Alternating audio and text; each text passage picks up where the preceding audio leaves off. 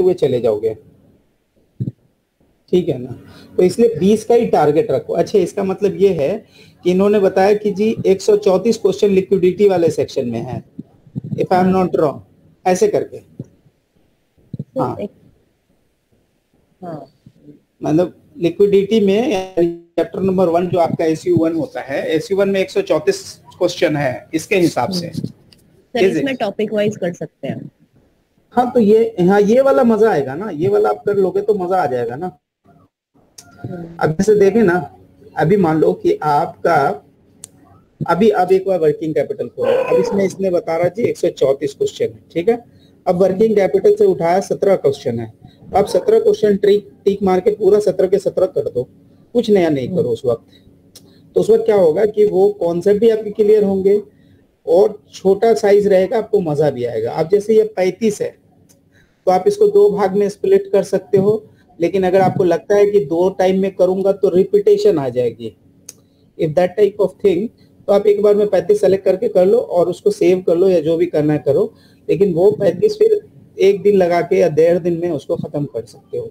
35 question कोई बड़ा सवाल नहीं होता, एक सीटिंग आदमी खत्म कर लेता है। तो इससे क्या होगा ना, आप एक बार में वर्किंग कैपिटल के 134 अगर सेलेक्ट भी कर लिया और करने भी बैठ गए, तो फिर आप 134 में बाकी जो 50 सवाल आपसे गलत होंगे ना, वो सवाल आपके दिमाग में नहीं रहेगा दोबारा जब करने बैठिएगा, क्योंकि आपने बड़ा साइज उठा लिया। तो आप अपनी चीजों को थोड़ा सा इस तरह से फोकस करके करें, आपको मजा भी आएगा। और सबसे बड़ी जो इम्पोर्टेंट चीज है ये है कि आपकी प्रैक्टिस मैक्सिमम हो जाएगी। और चूंकि सीएमए में जो है आपकी प्रैक्टिस तो चाहिए ही चाहिए, क्योंकि जितने आप क्वेश्चन करते हैं उतने आप केस को स्टडी करते हैं, क्योंकि सारा क्वेश्चन जो होता है वो केस बेस्ड होता है। तो इस तरह से अपने पढ़ाई को थोड़ा सा स्मॉल कर लीजिए साइज को। 17 तो क्वेश्चन। सर पहले मतलब क्वेश्चन से स्टार्ट करूं? मतलब आज मैंने रिवीजन के लिए ऐसे ही चैप्टर पढ़ना स्टार्ट किया, वो हुआ ही नहीं, मेरे को मन ही नहीं किया आगे नहीं पढ़ने नहीं, का। नहीं करना है ना। अरे देखिए, आपने जो बेसिक मेरे साथ जो सीखना है ना, जैसे मैंने आपको एक ओवरऑल जो आइडिया, मान लीजिए हर सेक्शन को पढ़ाने के पहले मैं थोड़ा थोड़ा तो आइडिया दे ही रहा हूँ ना। आपके पास एक एक ये बन रहा है, एक फ्रेमवर्क बन रहा है। अब आपने उस फ्रेमवर्क को अप्लाई करना है। तो आप जैसे मान लो एक छोटा सा हम आपके साथ 5 मिनट का एक्सपेरिमेंट कर रहे हैं। आप जाओ वहां पे जाओ। हाँ, चलो एक बार वर्किंग कैपिटल 17 नंबर सवाल उठा दो, ये 17 सवाल उठा लो आप। गलत होगा, उससे ज्यादा कुछ नहीं होगा। चलो, तो इसने हमसे क्या पूछ रहा है? तो कौन से ऑर्डर में क्वेश्चंस? अच्छा, रैंडम ऑर्डर में आंसर और क्वेश्चन। ठीक है, कोई नहीं, चलो। नंबर बता रहे हैं। हाँ, तो इसलिए पूरा 17 उठा ले, कोई मसला नहीं।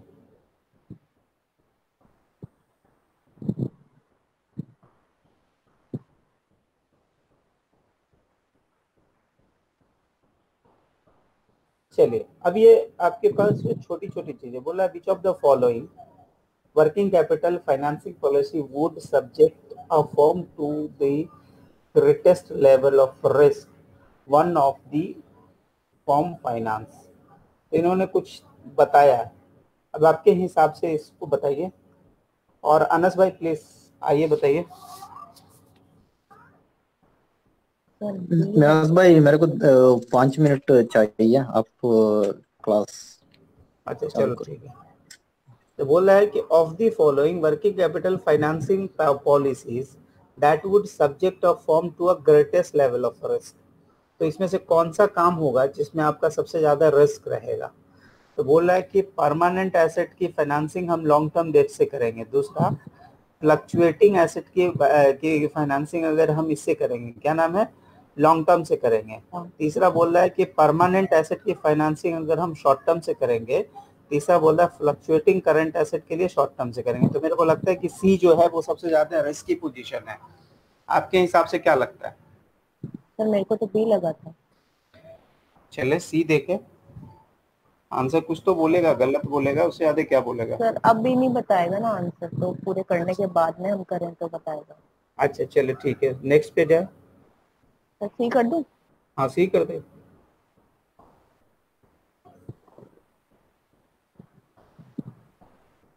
अब इसमें हमसे क्या बोल रहा है? ये बोला the company is considering a plant expansion that will increase its sales and net income, sale भी बढ़ जाएगा और नेट इनकम भी बढ़ जाएगा। The following represent the management estimated of the impact of the proposed. तो प्रोपोज्ड में क्या हो गया, कैश 140 हो गया, वर्किंग पेबल 350 से 360, 360 से 450 हो गया, क्लियर हो गया। बोल रहा है कि इफेक्ट बताना है हमको वर्किंग कैपिटल में क्या हुआ एक्चुअल में, ठीक है। Effect the plant expansion on working capital में क्या हुआ। तो इसका मतलब ये है कि सिंपली आपको दो वर्किंग कैपिटल निकालने हैं, फटाफट कैलकुलेटर पे निकालिए।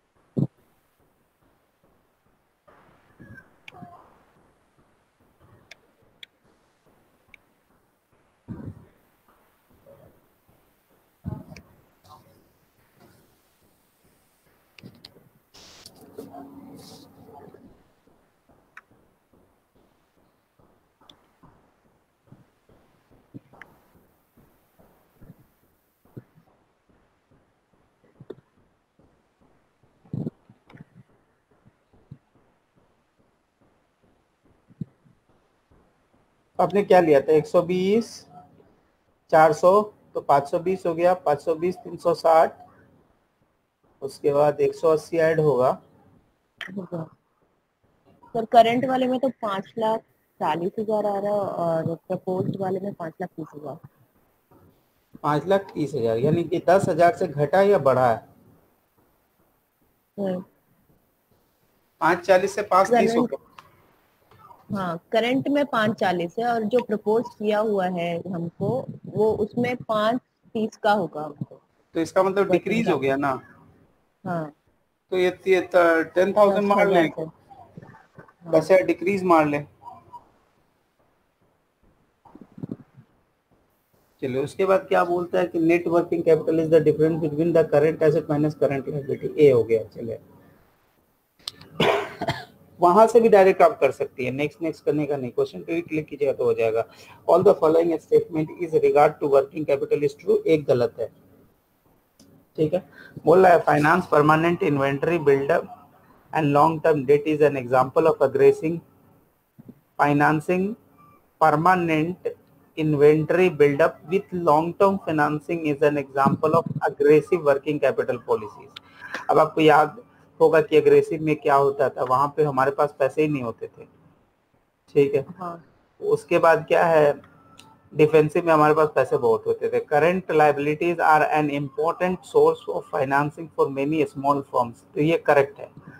प्रॉफिटेबिलिटीज वेरी इनवर्सली विथ लिक्विडिटी, तो ये भी सही है। नहीं ये गलत हो सकता है क्योंकि सर प्रॉफिटेबिलिटी तो जैसे लिक्विडिटी हमारी जिस हिसाब से, तो प्रॉफिटेबिलिटी भी तो उस हिसाब से ही हाँ, होगी। तो ये हमको लग रहा है गलत है, ठीक है। सी गलत लग रहा है, तो सी में भी रॉन्ग, एक बार देख लेंगे बाद में। सी पे एक बार टिक मारे। अच्छा इनवर्सली है सर, मेरे को लगा। हाँ वही, हमको वही लग रहा है। शार्प मारे क्या बनता है। बोल रहा है कि हमारे पास ये so below the selected data most recent financial capital, हमको नेटवर्किंग करना, ये तो एकदम बच्चा वाला सवाल था, ठीक है। थोड़ा कैलकुलेटर स्पीड चलाइए।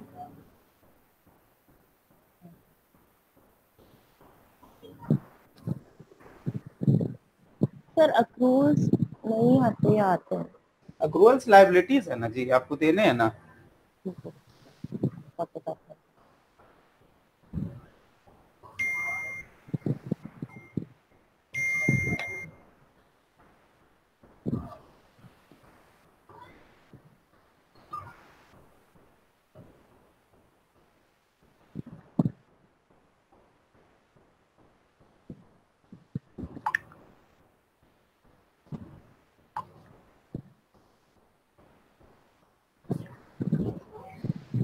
अभी आप बोल रहे हैं the board of director has determined the 4 option to increase the working capital next year. The option 1 to increase the current asset by 120 and decrease the current liability by 50. ध्यान रहे, current asset को बढ़ाना है, current liability को घटाना है. ठीक है जी. इसका मतलब 170 का इम्पैक्ट बनने वाला है. कैसे सर? 120 से एसेट बढ़ जा रहा है, लायबिलिटी 50 से घट रहा है. इसका मतलब नेट इम्पैक्ट 170 का बनने वाला है. अच्छा, वैसे इनको टोटल करके तो सर वैसे नहीं कर सकते क्या हम कि 100 लेकर फिर? हाँ कर सकते हैं, आप करके देखिए, उतना ही आएगा. Option 2 is the increase current asset by 180 and decrease by 30. तो यहाँ पे 210 का आने वाला इम्पैक्ट. इंक्रीज 3 बोलता है कि करंट एसेट को डिक्रीज करना है, ठीक है, और डिक्रीज करना. तो 140 और 7 में बोला इंक्रीज करना है, यानी कि 140 और 20 160 से क्या हो रहा है जी, घट जा रहा है. तो ये ऑप्शन तो चलेगा नहीं. ऑप्शन 4 बोल रहा है डिक्रीज करना है 100 से और डिक्रीज करना लायबिलिटी भी 75 से, यानी नेट में इंक्रीज कितना है, सिर्फ 25 है. ऑप्शन 1 में कितना था, 170 था. ऑप्शन 2 में कितना था, 210 था. सर ऑप्शन 1 में 70 था, 170 170 50 120 और 50 170. ऑप्शन 2 में 180 और 30 210 ना, नहीं 180 नहीं एक से. ऑप्शन 2 में 150 180 माइनस 30 यानी कि 150. तो ऑप्शन में, हाँ ऑप्शन 1 में सबसे ज्यादा उसका वर्किंग कैपिटल बढ़ रहा था. ठीक है, तो ऑप्शन 1 मारे. उसके बाद क्या बोलते हैं, determine the appropriate working the forms requires. अब उसमें क्या होता है कि वर्किंग कैपिटल रिक्वायर करने के लिए क्या बोलता है, minimum high proportion of the liquid asset to the asset in order to maximise the return on the total investment, offsetting the benefit of the assets and current liability against the probability of the technological insolvency. ये तो नहीं आता. Changing the working structure and dividend policy, maintaining the short-term debt at the lowest possible level because it's generally more expensive. D होगा answer. कैसे sir? अरे वो short term महंगा होता है ना लॉन्ग टर्म के बनिस्बत.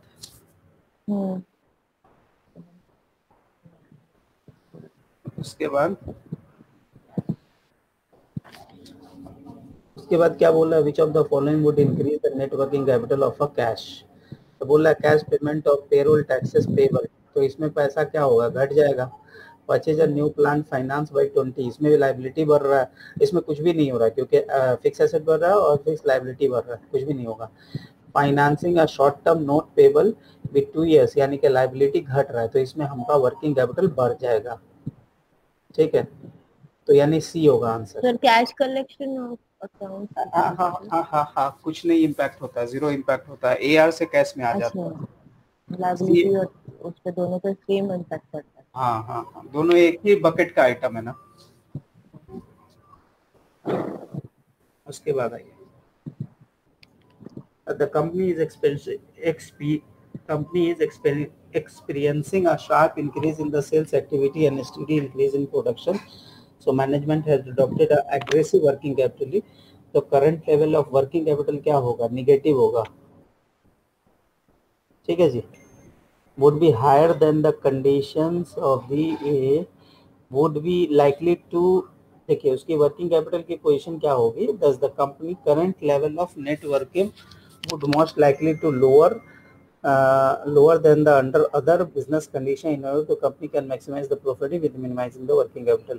would most likely to higher than the higher वाला ऑप्शन तो आएगा ही नहीं. जब भी आएगा वो लोअर का ही ऑप्शन आएगा. ठीक है जी. Most likely to be same नहीं आएगा, most likely to be higher नहीं आएगा, most likely to be lower आएगा. ठीक है, तो एक बार सी लिख लीजिए, फिर चेक करते हैं आगे.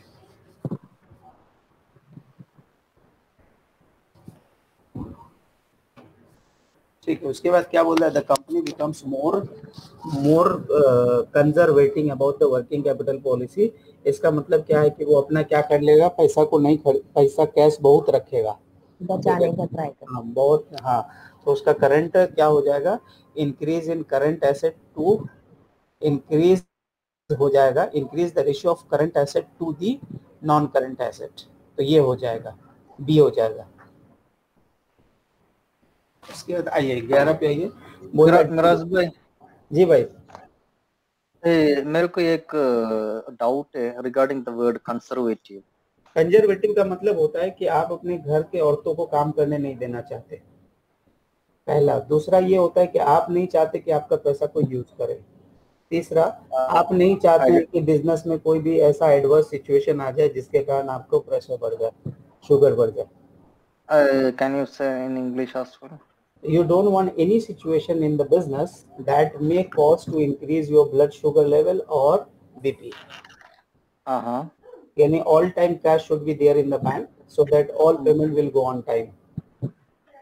ओके सो बहुत कैश ओके रखेगा, यानी आप कैश रिच कंपनी हो जाएगा, ठीक है, ओके एप्पल की तरह सर हो ये जाएगा। वाला 11। मतलब don't want to take risk, right? एकदम जीरो रिस्क पे काम करेगा, कोई शुगर अच्छा, बीपी नहीं बढ़ाएगा आप, ठीक है। During okay, this year current asset increase by 120,000, asset बढ़ गया, लायबिलिटी डिक्रीज बाय 50,000। अब नेट वर्किंग कैपिटल पे क्या होगा, तो हमने आपको सेम बताया था, सेम सवाल था पीछे का, आपको पता है 170 हो जाएगा।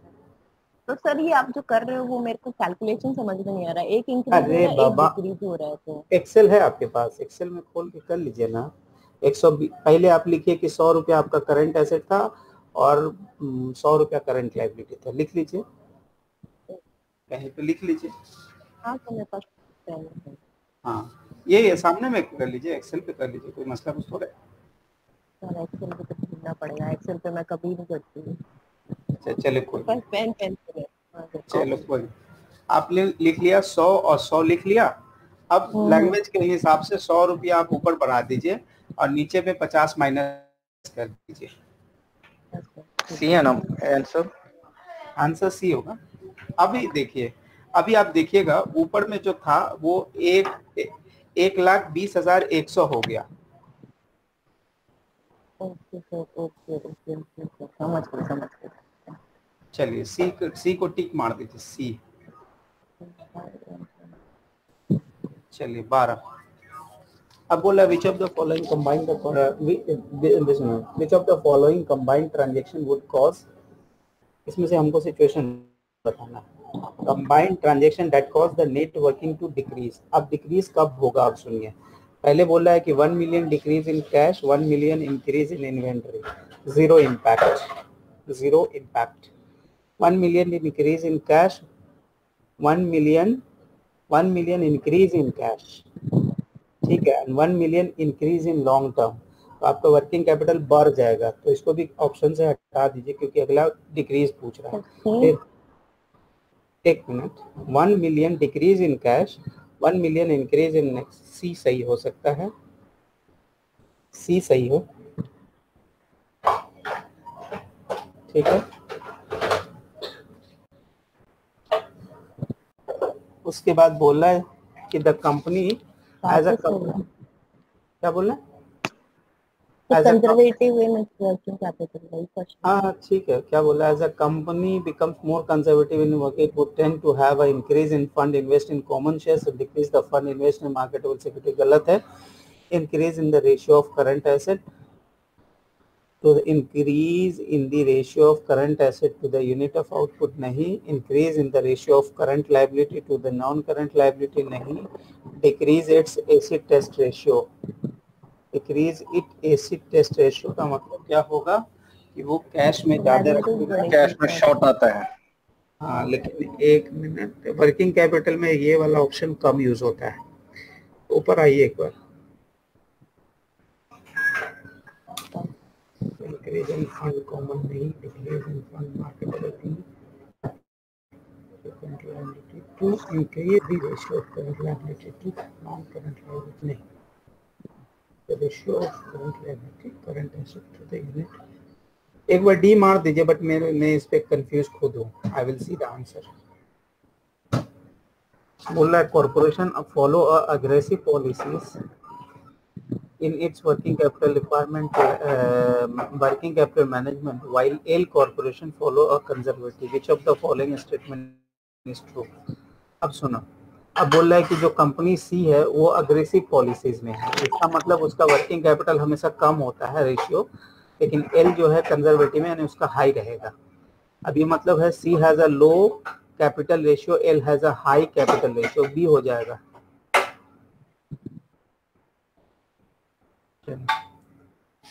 बोल रहा है the company has a current asset of 400,000 and liability 300,000, the company would increase its net working capital by what.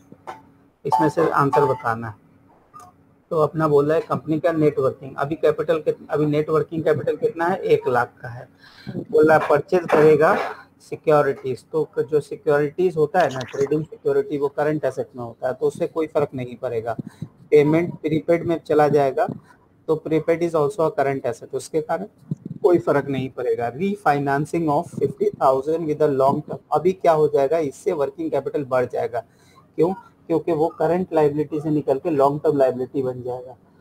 तो सी होगा आंसर।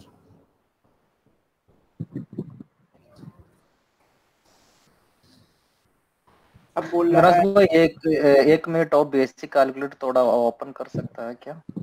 बेसिक कैलकुलेटर जस्ट थोड़ा ओपन कीजिए। मेरे पास नहीं हो, काजल के पास है। ओके, काजल का स्क्रीन है वो। ओके काजल खोल, बेसिक कैलकुलेटर पे क्लिक कीजिए तो एक बार। Okay, thank you, I just need to see. Okay चलो कैंसिल। 15। अब 16 नंबर सवाल क्या बोलता है, if a firm increase in cash balance by issuing the additional share, net working capital क्या होगा, इंक्रीज हो जाएगा भाई। Increase and current ratio will increase, हो गया, सही है, B. The working capital financing policy that subject to a firm to a greater risk of being unable to meet the firm's maturing obligation। इसका मतलब क्या होगा बताइए। एक कंपनी के पास क्या हो रहा है, permanent fix asset with short term debts, ये permanent current asset with short term debt, ये सिचुएशन आ सकता है। Fluctuating with long term debts, ये नहीं आ सकता। ये भी नहीं with short term. Permanent current asset पहला सिचुएशन आ सकता है आई बिलीव।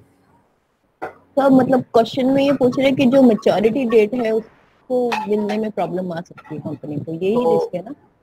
हाँ, तो इसका मतलब ये है कि आपने जो परमानेंट एसेट खरीद लिया शॉर्ट टर्म में, यानी पैसे तुरंत देने हैं, पर एसेट एक्चुअली यहाँ पे आपकी मैच्योरिटी मैचिंग नहीं हो पाई है, विच आई अंडरस्टैंड।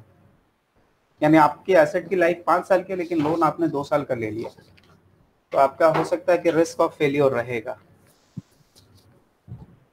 ठीक है, तो आप एक बार ये लिख दीजिए, ए लिख के छोड़िए ना, गलत होगा देखेंगे, कोई मसला नहीं। चले अब आइए फिनिश करके देखें क्या रिजल्ट आता है। 30-40 भी सही हुआ तो सही है, हम लोग काम कर रहे हैं। 82%।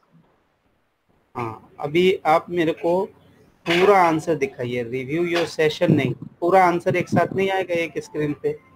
नहीं सर, वो नहीं आता, वो ऐसे आता है। चलो ये सही है, दूसरा आओ। तो कौन कौन गलत कौन कौन है वो देखिए आप। फोर्थ पे क्या रीजनिंग था,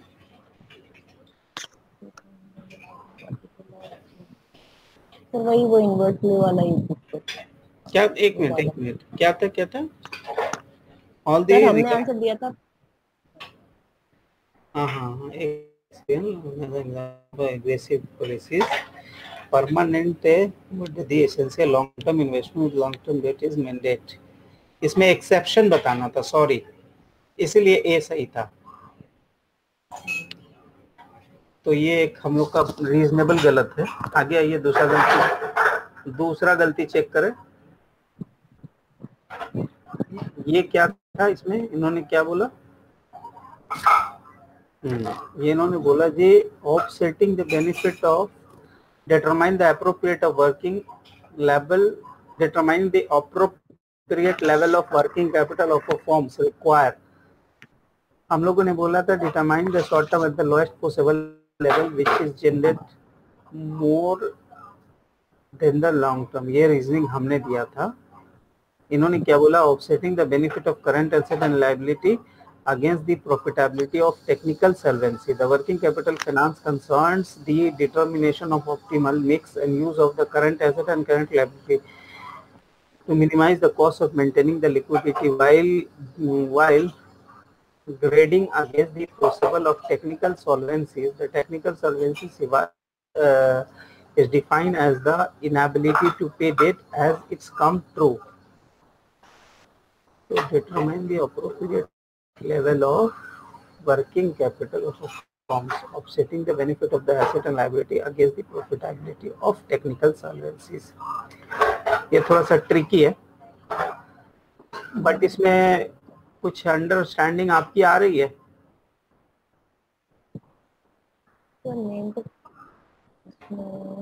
देखिए मैं बता रहा हूँ, इसमें बोलने ये चाह रहा है कि जब आप किसी कंपनी का अगर आप मतलब वर्किंग कैपिटल लेवल डिसाइड करेंगे तो हमने ये बोला था जी कि आप शॉर्ट टर्म वाला जो है, शॉर्ट टर्म डेट्स, ठीक है, जो लोएस्ट पॉसिबल लेवल पे रखिए, हमने बोला था, क्योंकि वो मोर एक्सपेंसिव होते हैं।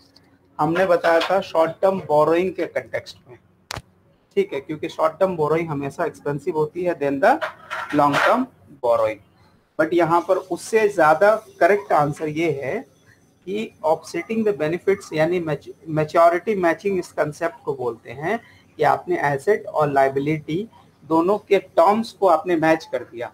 यानी अगर आपकी वर्किंग जो है एसेट्स है, अगर उसकी 1 साल की लाइफ है तो आपने लोन भी 1 साल वाले, या आपकी जो लायबिलिटीज है वो भी 1 साल वाली होनी चाहिए, यानी 1 ऑपरेटिंग साइकिल वाली होनी चाहिए, ठीक है।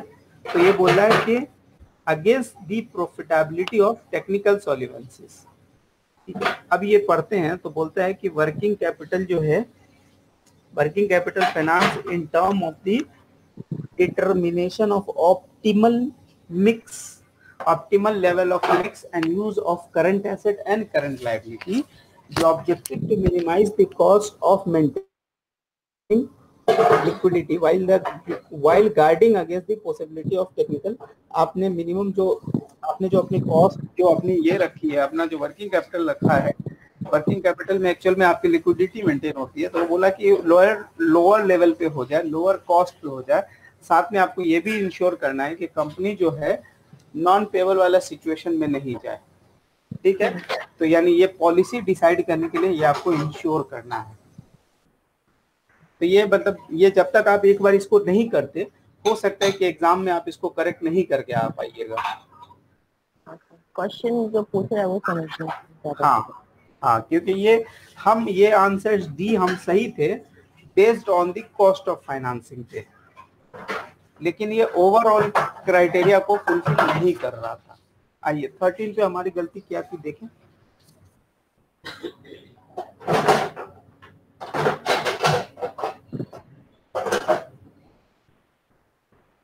ये क्या बोल रहा है, ये तो अलग ही बात था, ये तो हमारे लोग के दिन। अच्छा, इस पे हमने ऑलरेडी हम लोगों ने डिस्क्लेमर दिया था, शायद ये गलत भी हो सकता है। हाँ सर। बोल रहा है एज अ कंपनी, क्योंकि हमें बहुत ज्यादा ऑप्शन क्लियर नहीं था। As a company becomes more conservative in working capital, it would tend to have an increase the ratio of current asset to unit of output. यानी इसका मतलब है conservative working minimise the liquidity risk by increasing the net working capital. ये तो line हम लोग को पता है। The result is that the company forgo the potential higher return available from using the additional working capital to acquire the long-term asset. The conservative working is characterized by a higher current ratio. ये भी बात सही है, अंदर साथ में asset है. The company will increase the current asset to decrease the current liability, or conservative finance policies asset using the long-term or permanent fund rather than using short-term funds. अब ये बोलने का ये मतलब रहा ऑल टुगेदर इतनी बातों को पढ़ने का ये मतलब है कि जो कंजर्वेटिव फॉर्म्स होते हैं वहां पे क्या होता है कि वो पैसे की जो अपॉर्चुनिटीज बेनिफिट्स जो होती है वो नहीं ले पाती, जो मैक्सिमम आउटपुट ले सकते थे वो नहीं ले सकते। तो मतलब करंट एसेट्स जो कैश होता है वो बचाने में लगे होते हैं। ठीक है, तो यही इसीलिए मैं बता रहा हूँ कि तो वो क्या करते हैं कि जो कंजर्वेटिव वाले जो अग्रेसिव अप्रोच वाले बंदे होते हैं वो क्या बोलते हैं, भाई एक काम करो, instead of keeping the money hold in current asset we should buy the assets, fix assets, so that we can start producing more and मोर।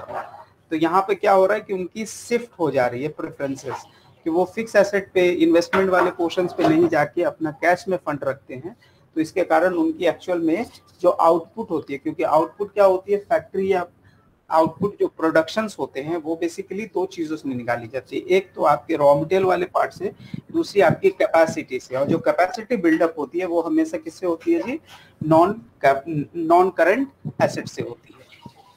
मतलब इस लेवल पे जाके उसने आंसर किया है। तो सर वो जो अग्रेसिव है उसमें रिस्क भी ज्यादा होगा ना सर? ऑब्वियस सी बात है, रिस्क ज्यादा होगा अग्रेसिव में, तो अग्रेसिव में कुछ ज्यादा ही होगा। ऑब्वियस सी बात है, क्योंकि आप मैक्सिमम अपने पैसे को लगा देंगे प्रोडक्शन पे, तो बड़ी सी फैक्ट्री लगा लेंगे तो आप अपना कंपटीशन किल कर देंगे ना, उससे आप अपनी प्रोडक्शन आपकी ज्यादा हो जाएगी, आपकी कॉस्ट ऑफ प्रोडक्शन कम आएगी। तो ऑब्वियस सी बात है आपके, क्योंकि द मोर यू प्रोड्यूस, आपके कॉस्ट क्या हो जाते हैं, रिड्यूस्ड हो जाते हैं ना, क्योंकि क्या होता है, फिक्स कॉस्ट एवरेज हो जाता है लॉन्ग टर्म में। तो जितना आप मैक्सिमम प्रोड्यूस करते हैं उसके कारण वो कॉस्ट रिड्यूस हो जाएगा, तो इससे आपका कॉस्ट ऑफ प्रोडक्शन कम हो जाएगा, तो आप क्या होगा, कॉम्पिटिटर से बेटर परफॉर्म कीजिएगा ना। तो ये है इसकी रीजनिंग। तो इस तरह से आपने, जैसे अभी मैंने जस्ट एक छोटा सा आपके साथ वो किया, ट्रायल एरर किया। मैं ये कहने का कोशिश कर रहा था ऑल टुगेदर कि आपको पढ़ने में मजा भी आएगा, लेकिन आप छोटे छोटे सेक्शन उठाएं, ठीक है। और लेकिन एक छोटा, अब ये पीछे अभी जो आपने ये परफॉर्म किया, ये आपकी कहीं हिस्ट्री में सेट रहेगी? हाँ सर। तो यानी आप जाके दोबारा अपने आप इसके सारे को चेक कर लेंगे कि हमने जो सही दिया था उसकी रीजनिंग प्रॉपर मैच हो रही है या नहीं, जो गलत किया था उसकी रीजनिंग मैच हो रही है या नहीं। हाँ सर। ठीक है, तो ये थोड़ा सा आपको एक मतलब 20 मिनट का ये प्रॉपर एक्सरसाइज था अभी अगर देखा जाए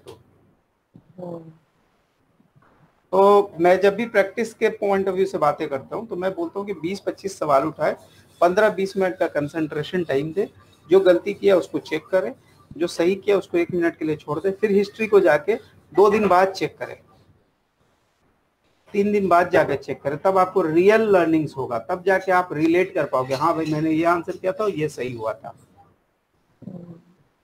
बट सर ये कंसंट्रेशन वाला ही तो प्रॉब्लम है, 4 घंटे बैठना होगा, फिर तो एग्जाम में करेंगे तो होगा ही नहीं। नहीं, वो वाली सिचुएशन तब आएगी जब आप थोड़े कॉन्फिडेंट हो जाइएगा, जब 20-20 सवाल करके आप 20 सवाल 25 सवाल करके एक बार कॉन्फिडेंस, क्योंकि आप अगर दिन भर में अगर 3 बार आपने अगर बैठ लिया मेरे वाली लॉजिक से, तो आपने एक दिन में कितने सवाल कर लिए? 60 सवाल तो हो ही जाएंगे। 60 सवाल कर लिया। आपको एग्जाम में अटेंड कितने करने हैं? 100 सवाल करने हैं। तो मैं आपको नॉर्मल रूटीन में अगर आप पर डे 60-70 सवाल आप किसी तरह टच कर लेते हो, इसका मतलब है कि आप 100 सवाल को टच करने की आपके अंदर कैपेसिटी आ गई। लेकिन अभी मामला ये है कि आपकी कैपेसिटी बिल्डिंग का है, क्योंकि आप अभी बैठ ही नहीं पा रहे हो, आपको मजा ही नहीं आ रहा है। तो मजा आने के लिए आपको 15, 20, 25 का सेशन लेके बैठना पड़ेगा, ताकि आप जो गलती करो वो समझ सको। ये थोड़ी सी एग्जाम सेंटर में काजल वक्त ऐसे गुजरता है पता नहीं लगता। लास्ट टाइम यही हुआ था मेरे साथ, बहुत बुरा गया था एग्जाम। इस बार जो एग्जाम दिया है ना, उसका सिनेरियो यही रहा कि अगर आपने पहले आवर के अंदर 50 क्वेश्चन आपने पुट अप कर लिए तो आपके ऊपर से प्रेशर लूज होता रहेगा, मूव करते रहो सबको। ट्राई करेंगे इस बार, ऐसे ही जाऊंगी स्ट्रैटेजी से कि नहीं, लेकिन अभी मैं आपको बता रहा हूँ, पर डे अगर आप 10-10, 20-20 सवाल अगर आप करते हो ना काजल, तो literally it will help you, क्योंकि आप ज्यादा करोगे नहीं, 20-20 सवाल डुएबल है, 20-20 सवाल करके कर लो। अभी 25-25 सवाल भी करोगे तो आपको अगर सारे सेक्शंस को भी अगर आप रिवाइज करोगे तो 20-25 दिन में आप सारे सेक्शंस को समहाउ टच कर लोगे। तो सर पहले जब मतलब मेरे को करना है तो पहले क्वेश्चंस करूं या पहले एक बार रिवीजन करूं सारे? कुछ रिवीजन नहीं करने का है, क्योंकि आपके पास एक बेसिक अंडरस्टैंडिंग डेवलप हो चुकी है। आप बुक पे जाएंगे, नींद आएगी, वो ना बुक कंप्लीट होगा ना क्वेश्चन कंप्लीट होगा। Start with questions. हाँ, स्टार्ट विद क्वेश्चंस ना, गलत होगा ना, उससे ज्यादा क्या होगा? कौन से पैसे अभी लगने हैं घर में गलत होके? देखिए बुक पे आपका पढ़ने। हाँ जी बोलिए। रिन्यू किया मेंबरशिप। मजाक करने का मेरे से मन करता भाई। मैं कोशिश किया आपको मैसेज के बारे में। अरे नहीं, मैं बॉस के साथ था एक्चुअली। अब वो मेरे बाजू में ही खड़ा था, तब ना मैं बोला कि थोड़ा देर के बाद बात करता हूँ, क्योंकि वो मेरे से कुछ पूछ रहा था। मुश्किल नहीं, ओके ओके। तो मैं बोला सर बाद में रिन्यू तो करवाना है, मेरे को भी करवाना है मेंबरशिप, एग्जाम फीस सब करना तो पड़ेगा ही। थोड़ा रुक जाओ, रिन्यू का कोड आएगा, मेरा भी करवाना है। मेरे को भी तो $250 देने हैं, तो मेरे को भी बहुत महंगा लग रहा है। यार वो चाहे कितना ही ऑफर आ जाए 250 से कम नहीं जाते। नहीं, मेरा 250 फुल पेमेंट है, 230 रुपया प्रोफेशनल मेंबरशिप का जो फुल फीस है। मेरा खुद वही मेरा 1000 रियाल गए थे उसके रिन्यूअल के। तो अब वही सोच रहा हूँ किसी दिन डिस्काउंट। मैंने कल यूएई में एक जो उसका आईएमए का रिप्रेजेंटेटिव है ना, उसको लास्ट टाइम मैंने फोन किया था, तो उसने 25% हमको ऑफर किए थे, समझे। उसने मैंने तो 50 के ऊपर किया था, 50 के ऊपर भी वो $300 आए थे या कितने आए थे, $275। तब नहीं, मैंने बकायदा उससे मांगा था, तो उससे फोन करने के बाद तो उसने हमको 25% का डिस्काउंट ऑफर कर दिया था। तो और मैं फिर एग्जाम फीस को तो आईएमए की वो एनी नाम की है, उसने हाँ, कह दिया गरीब को तुम्हें मैं कोई डिस्काउंट नहीं देने की। सही है। तो मैं को खुद अब इंतजार कर रहा हूँ, क्योंकि मेरा भी 14 तारीख को मेंबरशिप फिनिश हो रहा है। मेरा ऑलरेडी ग्रेस पीरियड में। अच्छा, अगर मेरे तो थोड़ा ऑलमोस्ट फिर 6 महीने खत्म हो गए। चलो कोई नहीं है, देखो बहुत टेंशन नहीं, सब सही हो जाएगा। अभी एक बार ईमेल डालो। मैंने आपको क्या बोला था काजल, ईमेल करने, आपने डाला था क्या उसको ईमेल? हाँ सर किया था, वो मेरा ग्रेस पीरियड चल रहा था, उन्होंने कहा और ज्यादा एक्सटेंड नहीं कर सकते आगे। तो बोले नहीं कि मेरे पास पैसा ही नहीं, हम कहाँ से दें? तो किया, उन्होंने कहा कि उनका कोई वो फाउंडेशन है, उसमें आप अप्लाई करो, ऐसे ऐसे करके मैसेज आया। अच्छा, वो फिर वो हो गया। मेरे को भी किसी ने ऐसे ही फंड, अच्छा हाँ, मैंने एक यूनिवर्सिटी को लिखा मेरे पास पैसे नहीं है भाई, तो बोलता है फंड रेजर में जाके फंड रेज कर लो यार। तो इसका ऐसा सही, कुछ नहीं लाया था मेरे पास। हाँ मेरे को भी यही सही फंड रेजर वाले को ईमेल था उनका। चलो कोई नहीं, एक आधी घंटे के अंदर में we are going to finish this. उसके बाद काजल प्लीज पर डे थोड़ा थोड़ा आप सवाल करना स्टार्ट कीजिए, जो जो क्वेश्चंस आपसे हो गए हैं, क्योंकि मैंने देख लिया आपके बुक्स में काफी अच्छे तरीके से अरेंज किया हुआ है, क्योंकि मेरे को ग्लीम का एकदम आइडिया नहीं था, but I have seen today. अगर थोड़ा कायदे से कीजिएगा तो आपकी चीजें ट्रैक भी रहेंगी और अच्छे से हो जाएंगी। मैं इससे पहले कभी नहीं देखा था ग्लीम सॉफ्टवेयर कैसे काम करता है। ठीक है, चलिए मैं आपको बताता हूँ। फॉरेन करेंसी एक्सचेंज के बारे में आपको सुना होगा, नहीं सुना होगा तो मैं बता दूं कि मैं जो हूँ यूएई में काम करता हूँ, तो मेरे को एईडी मिलता है, यहाँ की बेसिक करेंसी। और मैं चूंकि इंडियन हूँ, तो मेरा इंडिया में जो करेंसी चलता है वो आईएनआर चलता है। ठीक है, अभी हम यहाँ पे बैठे हैं, जब हम एईडी टू आईएनआर के अगेंस्ट में अगर कोट लेते हैं, तो मेरे लिए फॉर मी क्या होता है, डायरेक्ट कोट का मतलब क्या होता है, domestic currency divide by foreign currency. मेरा डायरेक्ट कोट क्या होता है जी, domestic currency divide by foreign currency. अभी मेरे लिए डोमेस्टिक करेंसी 1 रुपया है, और हम जब इंडिया की बात करते हैं तो इंडिया में मेरी जो करेंसी बनती है वो 20 रुपए के बराबर होती है। यानी कि समहाउ 50, यानी 1 दिरहम में, यानी 1 रुपए में जब हम जाएंगे तो हमको 0.05 के बराबर दिरहम मिलेगा। ठीक है, यानी 0.05 के बराबर, यानी 5% दिरहम सिर्फ हमको मिल पाएगा। ये कैलकुलेशन कैलकुलेटर पे कर सकते हैं आप, कितना आता है पता नहीं, लेट मी चेक। तो 1 डिवाइड बाई 20, यानी 0.05 के बराबर मेरा कोट आ जाएगा। अच्छा, इनडायरेक्ट कोट का मतलब क्या हो गया कि हम जब बोलेंगे कि जी foreign currency against my currency, इसका मतलब ये है कि हमको 20 रुपया INR मिलेगा $1 के बराबर। ठीक है, अब आप काजल इंडिया में है, आपके लिए समझना और आसान होगा। आप बोलिएगा जी हम 20 रुपया का देंगे, हमको कितना डायरेक्ट करेंसी हमको कितना मिलेगा। आप बोलिएगा जी कि मैं इंडिया में हूँ, तो इंडिया का 20 रुपया जो है वो 1 रुपया USD के 1 रुपये AED के बराबर है। इंडिया का 20 रुपया 1 AED के बराबर है, 1 इमाराती दिरहम के बराबर है। इसका मतलब ये हो गया, ये डायरेक्ट कोट है आपके पॉइंट ऑफ व्यू से, और आपके लिए इनडायरेक्ट क्या है, 0.05 रुपया मिलेगा अगर मतलब 1 रुपए में 0.05 AED आपको मिलेगा। तो ये बहुत इंपॉर्टेंट है आपको डायरेक्ट और इनडायरेक्ट कोट समझना, क्योंकि एग्जाम में इसके ऊपर 1-2 ऑब्जेक्टिव्स होते हैं, MCQ होते हैं।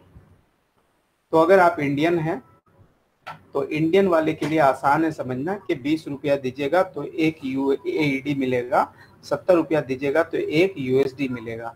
70 रुपया दे के 1 USD मिलना जब होगा आपके लिए तो क्या हो जाएगा, डायरेक्ट कोट।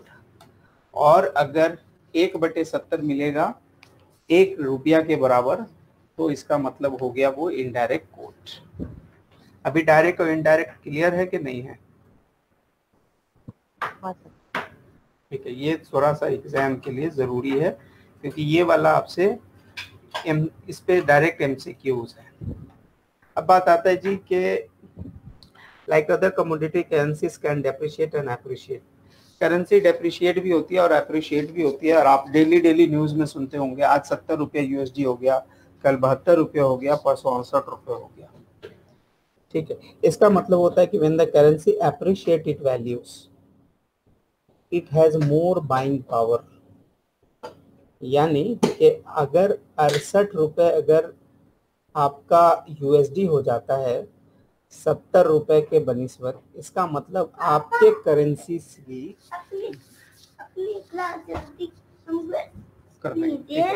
ठीक है, यानी आपके इंडियन करेंसीज की परचेजिंग पावर इंक्रीज्ड हो गई। क्या हो गई जी? परचेजिंग पावर इंक्रीज्ड हो गई अगर ये 70 रुपए से 68 रुपया की तरफ मूव हो गया तो।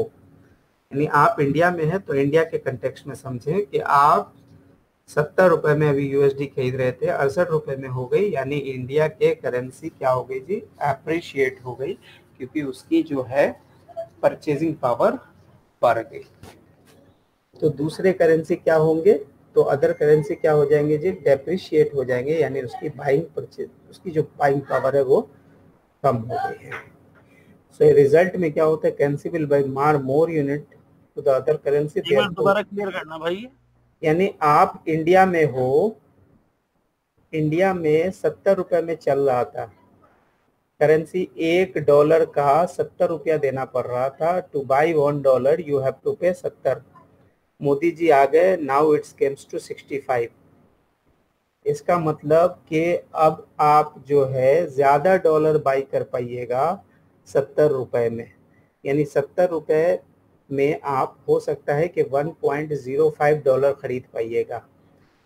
तो आपकी करेंसी अप्रिशिएट हो गई, आपकी करेंसी अप्रिशिएट हो गई, क्योंकि आपके करेंसी की बाइंग पावर बढ़ गई मोदी जी के आने से। अगर मनमोहन सिंह के आने से अगर ये 80 रुपए हो गए तो करेंसी आपकी क्या हो गई? डेप्रिशिएट हो गई, क्योंकि you lose the purchasing power of your money. ठीक है, तो 70 रुपया में है, 70 से अगर नीचे आया तो इंडियन करेंसी स्ट्रांग हुई, 70 से ऊपर गया इसका मतलब इंडियन करेंसी वीक हुई। यदि स्ट्रांग हुई तो एप्रिशिएशन, बाइंग पावर बढ़ गई। अगर वो वीक हुई इसका मतलब कि बाइंग पावर, उसकी परचेजिंग पावर क्या हो गई जी? घट गई।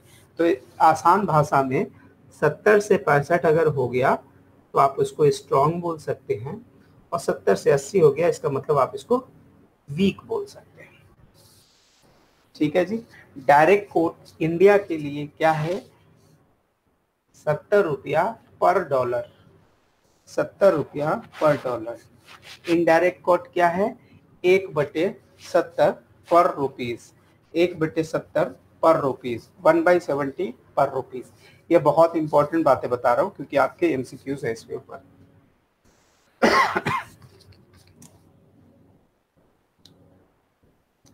अब जी ये थोड़े से जरूरी है समझने कि फिक्स्ड, फ्लेक्सिबल और फ्लोटिंग करेंसी एक्सचेंज रेट क्या होती है। जो सऊदी में काम करते हैं उन्हें पता है कि उनके एक्सचेंज यूएस के साथ पैक्ड है, या यूएई में जो काम करते हैं उन्हें पता है कि उनकी करेंसी यूएस के साथ पैक्ड है, यानी कि 3.675 उनकी जो करेंसी का एक्सचेंज रेट है वो फिक्स्ड है।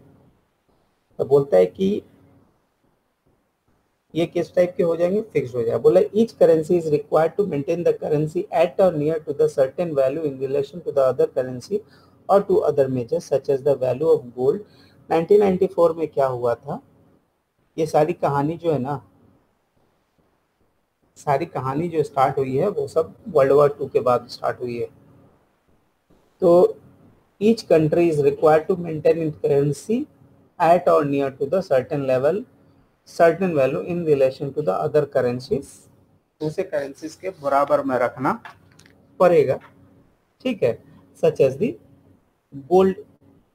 गोल्ड को इन्होंने वो ले लिया है, एग्जांपल लिया, बोला in 1944 the union nation monetary and the foreign financial conference known as the Bretton Wood conference is convened to regulate the international monetary and financial at the end of the World War II. Among the other actions, the conference has established a system that world currencies were pegged to the value of US dollar, with the dollar set it to the certain value in relation to the gold, and the US dollar was designated as the medium of foreign exchange.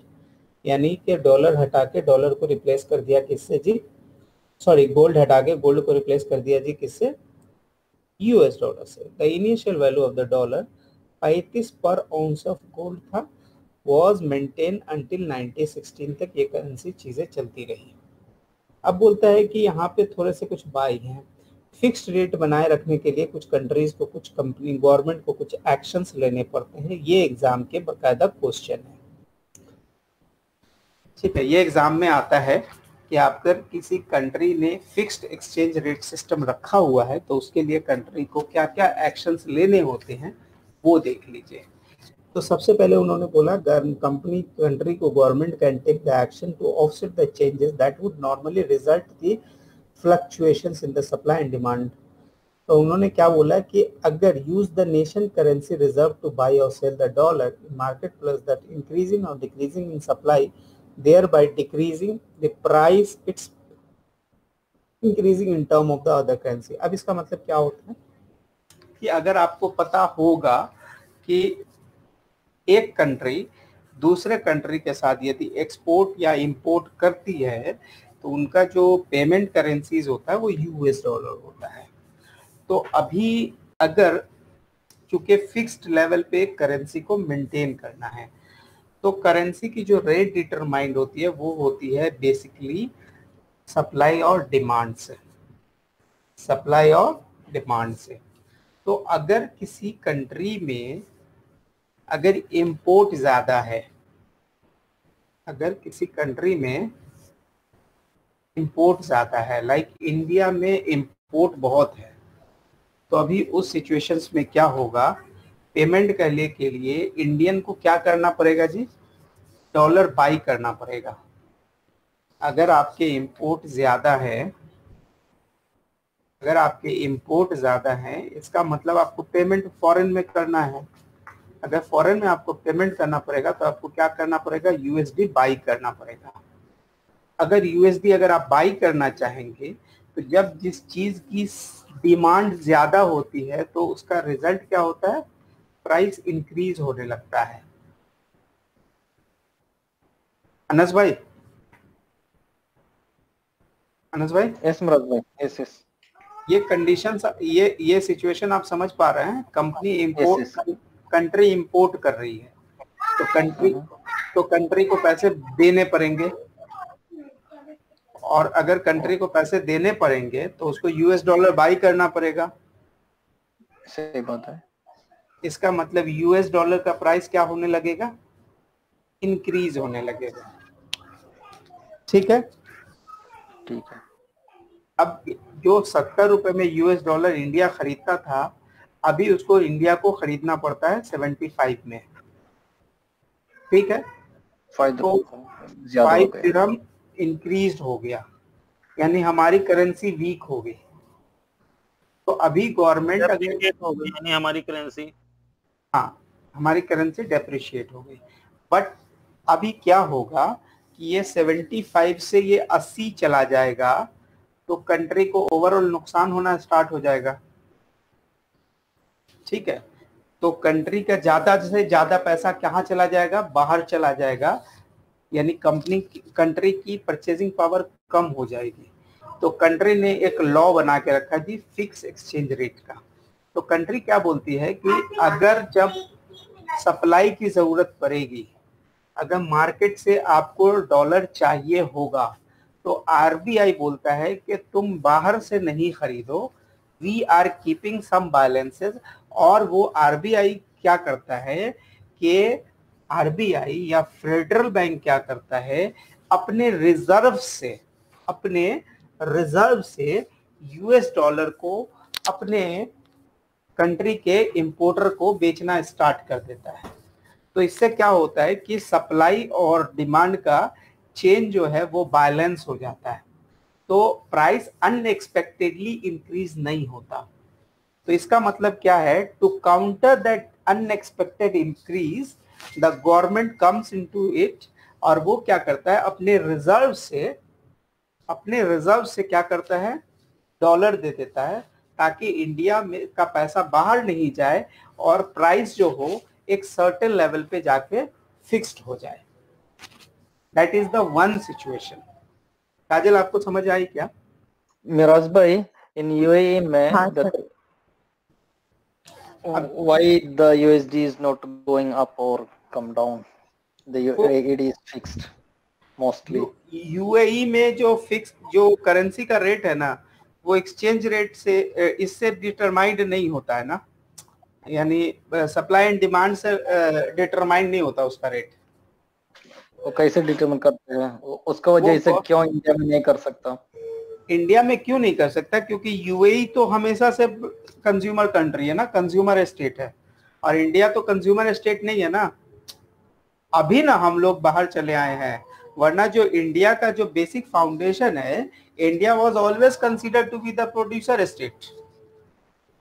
Since you, me, Kamal, Roshan, 4-5 peoples came out of the country, now the India become the consumer class।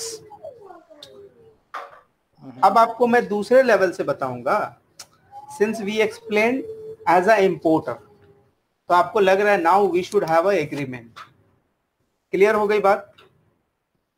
If importer है तो पैसा ज्यादा हो जाएगा ना? नहीं, if importer है तब आपका पैसा बाहर जा रहा है, then you are feeling why they are not fixing the price like UAE. Yes, because UAE is a consumer. हाँ, तो ये consumer and it is not increasing the price. तो कंज्यूमर के लिए फिक्स करना is a good option. But country like India जो होता है वो प्रोड्यूसर स्टेट है। अब आप देखो, प्रोड्यूसर स्टेट का मतलब क्या है? इंडिया अब एक्सपोर्ट कर रहा है। इंडिया जब एक्सपोर्ट करेगा, इसका मतलब है इंडिया को पैसे आएंगे,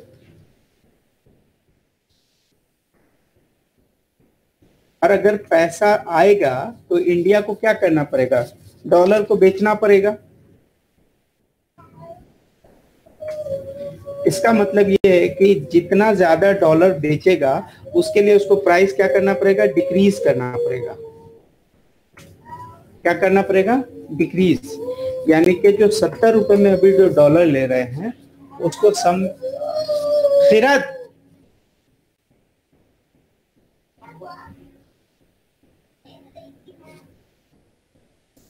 अब जो 70 में डॉलर आप अभी मार्केट में चल रहा था, और चूंकि आप अपने घर में डॉलर नहीं रख सकते, यू हैव टू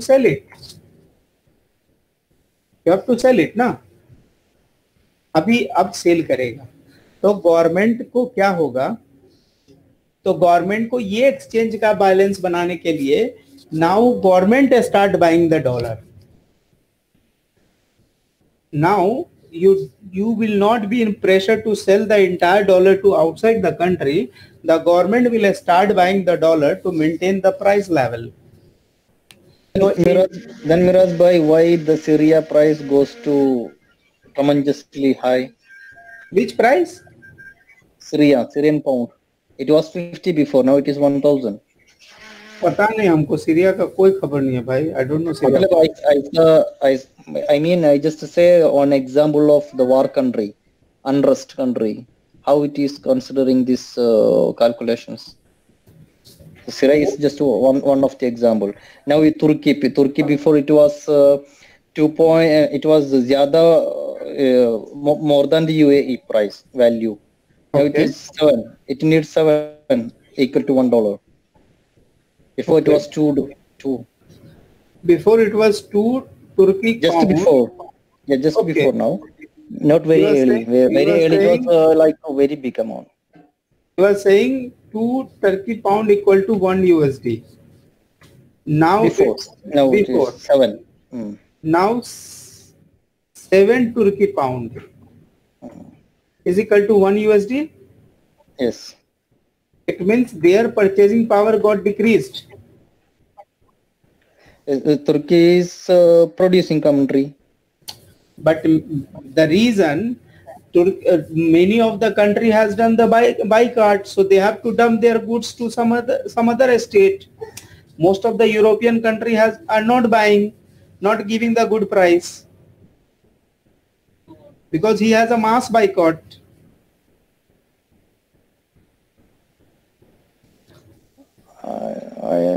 Okay. भाई देखो वो प्रोड्यूस कर रहा है and now he is getting the money in USD. The money is getting USD, but he has a inflow of USD. But now problem is कि वो उससे USD कोई अब buy नहीं कर रहा है, and he has to sell his USD to the market, so he has to reduce his price. अब उसको सस्ता में बेचना पड़ेगा, otherwise he cannot survive. Before the very early time, the main criteria to introduce money or distribute money, the main thing was gold. Now why it is calculating USD? This is the problem. No. Today also the country wanted to produce the currency. They need to maintain the golds, bullion, diamonds, and other valuable stones, and that has not 100%. I think lesser. No. Before it was 100%. No. And still that is because I have this read in the monetary policy. Okay. So it is there, like they have to maintain. Otherwise, country will start producing as much money as they want, and the inflation. No. I think before it was gold based, but now they reduced the proportion to USD as well. There is clause to keep the USD instead of gold. Maybe I have not gone through with that clause. Maybe. That's why the USD has the monopolistic power in the world. No, monopoly to once the IMF has started na, International Monetary Fund, on that day itself he got the monopoly. He took all the gold from the countries, and they finally issued the treasury like promissory note against the gold, and now that promissory notes are like a US dollar of that time. Okay. So that was happened before, but just I want to make you clear two things. When you are a consumer, means you are importing. When you are to import, you have to buy the dollar. It means what is the situation?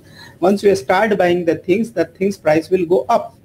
तो country का पैसा नुकसान होगा, so government will come into the picture and he will balance the price.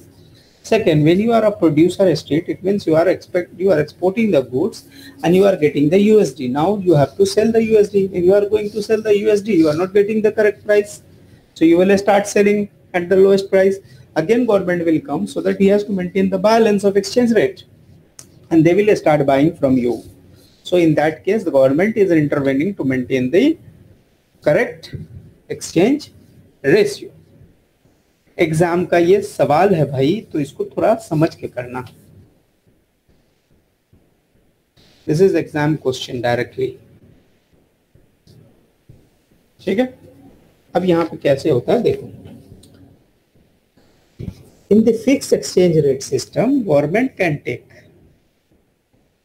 in the fixed exchange rate system, government can take the various action to offset the exchange that would normally result from the fluctuation supply and demand of the currency. Buy or sell, use the nation currency reserve to buy and sell the dollar in the marketplace, thus increasing or decreasing the supply, thereby increasing its price in term of the other currencies. ये manage करने के लिए। दूसरा होती है जी trade policies बनाती है countries, इससे भी चीजें क्या होती है जी, बैलेंस्ड होती है। तो बोलता है जी ट्रेड पॉलिसीज क्या होता है, enact the trade policies to decrease the trade deficit और इंक्रीज द सरप्लस। ठीक है, यानी ज्यादा से ज्यादा सप्लाई करो, कम से कम मंगाओ। This would bring the currency back to the country and increase the demand for the currency to purchase their goods abroad and thus raise their currencies value in exchange of the other currencies. अभी क्या होता है, जब आप exporting countries होता है तो आपके वैल्यू की वैल्यूज बढ़ जाती है, यानी आपकी करेंसीज की वैल्यू बढ़ जाती है। तो ये ट्रेड पॉलिसीज में क्या होता है, बोलते हैं कि आपको सरप्लस बढ़ाना है, ना कि डेफिसिट बढ़ाना है। डेफिसिट को कम करें, सरप्लस को बढ़ाएं, यानी इंपोर्ट को कम करें, एक्सपोर्ट को बढ़ाएं, दैट्स ऑल। उसके बाद बोला उसके बाद कंट्रोल करेंसी एक्सचेंज। इसका मतलब होता है place controls on the currency to make the currency easier and more difficult to acquire. यानी क्या बोलते हैं कि एक्सचेंज आसान हो जाए, to make the currency easier or more difficult to acquire. Place control on currency exchange to make a currency easier or more difficult to acquire। अच्छा, policies बना देगा ताकि आपके लिए इजी हो, क्या मुश्किल होगा, ऐसा कुछ बनाएगा, पता नहीं। डोमेस्टिक माइक्रो इकोनॉमिक एडजस्टमेंट, इसका मतलब क्या होता है, ये होता है डायरेक्टली यहाँ पे थोड़े से इंटरनल एडजस्टमेंट करने होते हैं। Macro economics, not micro, micro individual की स्टडीज होती है, मैक्रो नेशन की स्टडीज होती है, ये ध्यान रखिएगा। मैक्रो एडजस्टमेंट टू डिक्रीज और increase the supply of the currencies in the market. आइए यहाँ पे एक छोटा सा एग्जांपल है, बोला है if the US were faced with the domestic price inflation. अब इसके सिचुएशन को समझिए, यूएस में प्राइस इन्फ्लेशन हो गया, इसका मतलब क्या हुआ होगा बताइए तो। अगर यूएस में प्राइस इन्फ्लेशन हो गया, इसका मतलब क्या हुआ, उनके करेंसी की परचेजिंग पावर क्या हो गई है जी, क्या हो गई है, घट गई है। उनके करेंसी की परचेजिंग पावर क्या हो गई है, घट गई है। तो अब क्या करेगा द फेडरल गवर्नमेंट, क्या करेगा, might raise the interest rate. Interest rate को क्या कर देगा जी, कम कर देगा। तो इंटरेस्ट रेट अगर कम हो जाएगा तो इससे क्या हो जाएगा, this would reduce the domestic demand for money by making it more costly to borrow fund.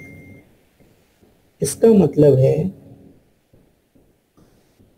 Federal government might raise the interest rate, यानी अब वो इंटरेस्ट रेट को बढ़ा देगा। तो इसमें क्या होगा कि जो आदमी अभी जो आलू प्याज 1 किलो की जगह 3 किलो खरीद रहे थे, अब वो क्या करेंगे, पैसे को कट करेंगे and they will start depositing to the government funds, ताकि उनके रिटर्न्स बढ़ने लगेंगे। तो मार्केट में मनी की सप्लाई कम हो जाएगी, money will start going to the bank. तो जब सर्कुलेशन में मनी कम होती है तो इन्फ्लेशन कंट्रोल होता है। जब कंट्री में मनी की सर्कुलेशन कम होती है तो इन्फ्लेशन क्या होता है जी, कंट्रोल होता है। अगर आपको ये समझ आया तो बोलिए हेलो, ये समझ आया कि नहीं आया? यस मुराद भाई, समझ आया। अभी थोड़ा का मैं एग्जांपल देता हूं। अभी अगर इंडिया में पैसा लेके, एक केस स्टडीज है, it is a genuine case study जिसमें आपको बहुत चीजें क्लियर हो जाएंगी। इंडिया में जो मोदी जी, अच्छा, मोदी जी ने कहा था कि सबको 15-15 लाख रुपए दूंगा। इसका रियल इम्पैक्ट इकोनॉमी में क्या होता, अनस भाई? अगेन मुराद भाई, Modi ji, before electing the election, he said that I will be giving 15 lakhs to everyone, 1.5 million to everybody. उसका इम्पैक्ट सर बताइए फिर क्या? इकोनॉमी डाउन हो जाती। हाँ, इकोनॉमी डाउन हो जाती, गवर्नमेंट के पास पैसा भी नहीं बचता, फिर इन्फ्लेशन भी आ सकता था। इकोनॉमी डाउन नहीं, पूरा क्रैश हो जाती। अब मैं बता रहा हूँ कैसे। वो आप एक रिक्शा वाला है जो डेली का 100 रुपया कमाता है, उसके अकाउंट में 15 लाख आ जाते हैं। अब बताओ वो काम करेगा क्या? नहीं करेगा। अब जो काम के लिए वो पहले आपसे 20 रुपया लेता था यहाँ से ये जवाहरलाल तो वही हिसाब हो गया जैसे वो था पहले, एक गुड्स एक्सचेंज था करेंसी से पहले प्राचीन काल में, कि हाँ, किसी के पास भैंस है तो वो क्यों काम करेगा, भैंस के बदले में चावल ले रहा, हाँ वो काम ही नहीं किया करे था। हाँ, तो यहाँ क्या हुआ कि यहाँ से जवाहरलाल नेहरू जाने का किराया था 100 रुपया, एंड वो रिक्शा पुलर हैप्पीली लेके जाता था। लेकिन अभी उसके अकाउंट में 15 लाख है, तो वो अभी क्या बोलेगा पता है? 100 में तो मैं नहीं जाऊंगा, अगर आप 1000 दोगे, 2000 दोगे तब मैं जाऊंगा। And you were force to give, because आपके पास भी तो 15 लाख है। तो इकोनॉमी में इतना ज्यादा इन्फ्लेशन हो जाता है जिसको मैनेज नहीं किया जा सकता था। इसीलिए Modi ji has not distributed that money, and I am agree with him, 110% supports. He's a Chanakyan. No, वो 15 लाख रुपए इकोनॉमी के उस पे थोड़ी ना, वो तो ब्लैक मनी के उसके बिहाफ पे वादा किया था। बात जिसकी भी हो, पर रिजल्ट जो था वो यही होता। पॉलिटिक्स अलग है और इन्फ्लेशन का बात दूसरा है। नहीं, politics has a directly impact on inflation. सही बात है, लेकिन ऐसे उसको पहले मानो तो क्यों कैसे वादा किया? अरे वो हम लोग से भी, मतलब हम लोग से कहने का मतलब है जो एक्सपर्ट ओपिनियंस होंगे उन्होंने लिया था, बोलने के बाद लिया था, not before. That is what I am saying. It's a politics. It's a politics. But it was good thing that happened. He has not given that money. But otherwise, India में हर चीज किसकी तरह हो जाता है? न्यूजीलैंड, जिम्बाब्वे की तरह हो जाता, जहाँ पे लोग मिलियंस ऑफ रुपीस लेके जाते हैं and they won't get anything. ऐसे तो कैसे वो पेट्रोल का पैसा बढ़ा रहा है? नहीं, वो तो फिर हम लोग 2 रुपए चावल भी तो दे रहा है। There are many things, logics will work there. Don't worry, man. I am from same family. We are on same boat. Yeah. तो ये एक्चुअल में ये 2 पॉइंट्स आपको समझने थे, इट वाज वेरी इंपॉर्टेंट। तो यहाँ पे ये बात थी, ये बोलते हैं कि इफ द यूएस जो बोलता है कि यूएस में अगर इन्फ्लेशन चल रहा है तो कंट्री क्या बोलेगी? I will increase the interest rate so the people will get more excited to deposit his money to the bank, and finally पैसा सर्कुलेशन से बाहर हो जाएगा, and then price inflation will go down. ठीक है, अब आगे पढ़ते हैं क्या बोलता है। This would reduce the domestic demand of money by making it more costlier to borrow भी नहीं हो पाएगा, लोग जल्दी जल्दी बोरो भी नहीं करेंगे। This is the one of the things. The other मैंने डिपॉजिट के कंटेक्स्ट में बता दिया, ये बोरो के कंटेक्स्ट में बोल रहा है कि लोग महंगा हो जाएगा तो people will not borrow that fund, and would make more dollar more valuable in the currency market by increasing the interest paid based on the dollar-based bonds. Thus, the supply would be reduced and the demand increase, raising. Okay. क्या है ये? नहीं पता. मुझे भी नहीं पता. Raising the currency's value from the both and supply of demand. This is the one way of doing the managing the funds. ठीक है. दूसरा आप देख लें. दूसरा है जी flexible or floating.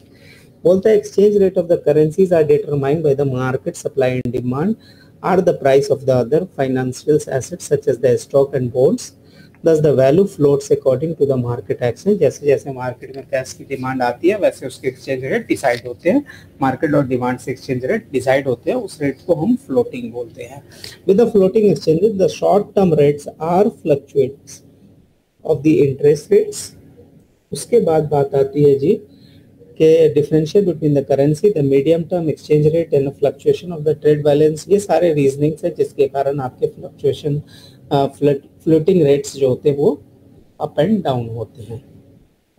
ये दोनों लिखा हुआ है, both fixed and floating exchange rate have their advocates. दोनों के तरफ से बंदे आएंगे आपसे बात करने के लिए। फिक्स के लिए बोलते हैं कि प्रमोट्स द मॉनेटरी डिसिप्लिन, इससे क्या होगा कि कोई भी चीज बहुत ज्यादा ऊपर नीचे नहीं होंगी, सब लोग डिसिप्लिन्ड होंगे.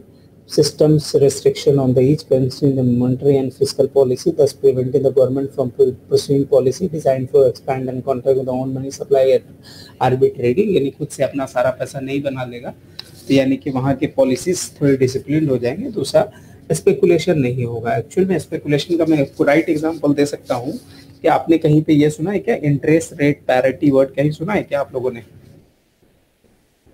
अच्छा छोड़े, ये बता दूं, सऊदी यूएई में जो आपका बोरोइंग रेट है वो कोई 3% या 4% होता है, जबकि इंडिया में बोरो करते हैं तो वो 8% होता है. अगर आपका एक्सचेंज रेट का अगर रिस्क नहीं होता तो आदमी लोग क्या करते पता है, यहाँ से बोरो करते इंडिया में इन्वेस्ट कर लेते हैं. बट चूंकि यहाँ पे एक फैक्टर काम करता है, that is called the exchange rate risk, उसके कारण लोग तुरंत पैसा लेके नहीं जाके वहां जमा करते हैं. तो ये सबसे बड़ा एक स्पेकुलेशन को प्रिवेंट करता है. ठीक है, तो यहाँ पे बोलते हैं कि नो इंसेंटिव टू बाय और sell in the currency, hopes of the benefiting for the future rate exchange, reducing uncertainty, क्योंकि चीजें एकदम स्टेबल और प्रेडिक्टेबल चलती रहती है. अब दूसरे वाले साइड के जो एडवोकेट्स हैं वो क्या बोलते हैं, बोलते हैं इससे क्या होगा कि मॉनेटरी ऑटोनॉमी अलाउ हो जाएगी. इसका मतलब policy is not restricted by the demand of the exchange rate agency such as the requirement to buy और sell to maintain the set of rates. यानी गवर्नमेंट के ऊपर कोई प्रेशर नहीं रहेगा कि गवर्नमेंट आराम से खुला होकर काम करेगा. Government will not go and buy your stocks, buy your dollars, or government will not come and sell to dollars to maintain the exchange rate. Government खुला रहेगा, आजाद रहेगा. इससे क्या होगा, इससे क्या कंट्री का जो बैलेंस ऑफ डेफिसिट जो चीजें हैं वो क्या होता है, allow the country to adjust automatically to change the international trades. बाकी यानी आपके डेफिसिट्स और जो भी balance of surplus of funds होते हैं उसको एडजस्ट करने में आपको मदद मिल जाता है. एक एग्जाम का ये सवाल आता है जी, मैनेज फ्लोट में यहाँ पे क्या होता है, एक्सचेंज एक सिस्टम होता है, यहाँ पे फ्लक्चुएट होता है according to the supply of demand, but is supported by the currency intervention by the central bank in order to stabilize the alter the rate. Monetary interventions by the central based upon the recognitions of their changing economic conditions that makes change in the exchange rate to avoid the persistent payment deficit. और सिंध यहाँ पे भी एक तरह समझिए managed है, इसका मतलब ये गवर्नमेंट ही मैनेज करती है.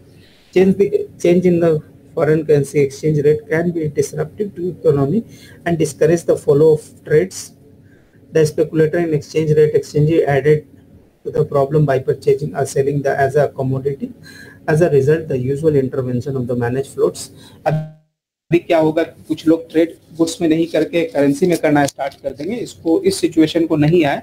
आई बिलीव आप लोग को शायद आइडिया होगा कि बहुत पहले क्या होता था कि यहाँ से जो कतर की जो करेंसी थी वो चांदी में हुआ करती थी, जिसके कारण क्या होती थी कि उसकी जो करेंसी वैल्यू नहीं, जो उसकी मेटेलिक वैल्यू थी करेंसी वैल्यू से ज्यादा होती थी. तो वो क्या करते थे, लोग उसको खरीद के लेके चले जाते थे और इंडिया में उसको बेचते थे. इससे क्या हुआ कि बैलेंस खराब हो जाता था, इस कंट्री को एक्स्ट्रा प्रोड्यूस करना पड़ता था, तो कंट्री का लॉस हो जाता था. दूसरा और एग्जाम्पल बता दे रहा है, इंडिया में जो 1 रुपए का चमकने वाला जो सिक्का आता था, अभी बंद हो गया. उसमें क्या होता था, वो स्टेनलेस स्टील का बना होता था, जिसमें क्या होता था 1 रुपए के सिक्के में 6 ब्लेड बनता था, और सारा सिक्का जो है जैसे ही वो टकसाल से आता था वो वहां चला जाता था, बांग्लादेश चला जाता था. तो इंडिया में क्या होता था कि वो जो करेंसी का जो उसके कारण बहुत सारा प्रॉब्लम होने लगा था, जिसके कारण वो वाली करेंसी इंडिया ने मिंट करनी बंद कर दी. तो ये सब होने लगते हैं, यानी कि वो गुड्स में ट्रेड नहीं करने के बजाय करेंसी में करना स्टार्ट कर देते हैं. तो इसलिए मैनेज फ्लोट रिक्वायर्ड होता है. अब इसके रीजंस क्या होते हैं, एक तो होते हैं proponent has enabled the nation and world to prevent the severe economic turmoils, facilitate the international adjustment to for negative or dangerous economic development that would put unbearable pressure to the fixed rate system. दूसरा क्या हो सकते हैं, दूसरे side में जो opposite वाले side में वो बोलते हैं कि result in excessively violet exchange rate, volatile हो जाता है, रेट पे कोई कंट्रोल नहीं होता. Volatility has occurred even when the underlying economic and financial condition of the particular nation has been stable. यानी फिर दूसरे कंट्री के कारण इस पे इम्पैक्ट करना पड़ रहा है. Has not resolve the balance payment imbalance, इससे बैलेंस ऑफ पेमेंट नहीं. lacks clear rules and guidelines to make the system viable, so the long run the nation will be tempted to intervene not merely to smooth out the short-term speculative function but to prop out their currency if it is chronically weak and to manipulate the value of the currency to achieve this domestic stabilization goal. ये थोड़ा सा bookish है, अगर दिल करे तो पढ़ लेने का, नहीं करे तो छोड़ देने का, ठीक है। अब बात आ जाए करेंसी फ्लक्चुएशंस की, तो बोलता है द प्रिवेलिंग करेंसी सिस्टम जो भी हो रहा है मैनेजिंग फ्लोट्स में होता है, the currently currency system is the managed floating system. Our system floats, currency floats in relation to each others. If one currency goes down, the other currency will relatively go higher. The determinants क्या क्या हो सकते हैं? Consumer taste, income change in the relative policy, speculation of the investors, उसके differences in inflation rate, differences in interest rate, current asset deficits, उसके बाद level of public debts, ये सारे reasons है जिनके कारण क्या होते हैं जी, exchange rate क्या होते हैं, exchange rate बढ़ते या घटते हैं। Change in the foreign currency will affect the cost of importing the goods. The differences of cost of is called the relative price. यानी आपसे एग्जाम में ये थ्योरी आ सकता है कि आपसे पूछा जाए जी भाई रिलेटिव प्राइस को कैसे डिफाइन करते हैं, उसमें 4 ऑप्शन दे देगा, आपको बताना पड़ेगा। तो इसका मतलब होता है चेंज इन करेंसी के कारण जो कॉस्ट ऑफ इंपोर्टिंग बढ़ जाता है उसको हम रिलेटिव प्राइस बोलते हैं। If the foreign currency is down relative to the currency of the importing, it will make the currency of their product cheaper for the importing country. If the foreign currency is up relative to the importing currency, it will be more expensive to buy their currency and their product will be more expensive. Like India में होता है, India में कोई भी सामान जब import करते हैं तो अल्टीमेटली वो महंगा हो जाता है क्योंकि आपको पेमेंट करने के लिए जो करेंसी चाहिए वो भी महंगी आती है। इसीलिए आसान शब्दों में समझ लें कि इंडिया यदि कहीं से एक्सपोर्ट करता है तो एक्सपोर्ट करने के अलावा इंपोर्ट करता है तो इंपोर्ट करने के अलावा उनके प्राइसेस बढ़ जाते हैं क्योंकि they have to buy the dollar to pay the payment. ये सिचुएशन आता है।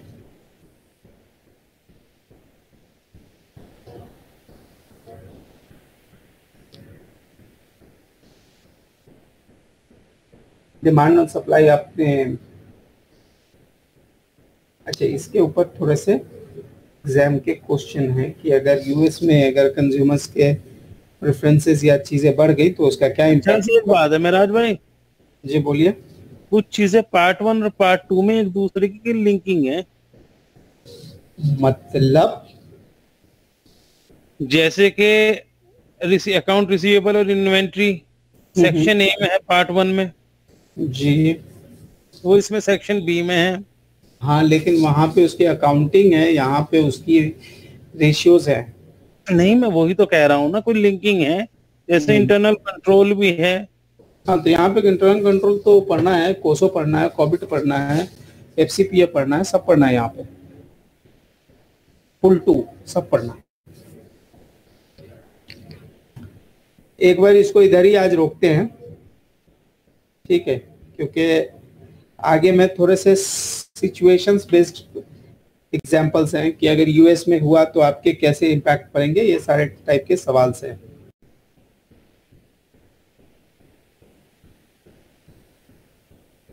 ठीक है, एक बार इसको रोकते हैं ताकि नेक्स्ट डे पे हम will start from here. I believe 2 more days will go, 1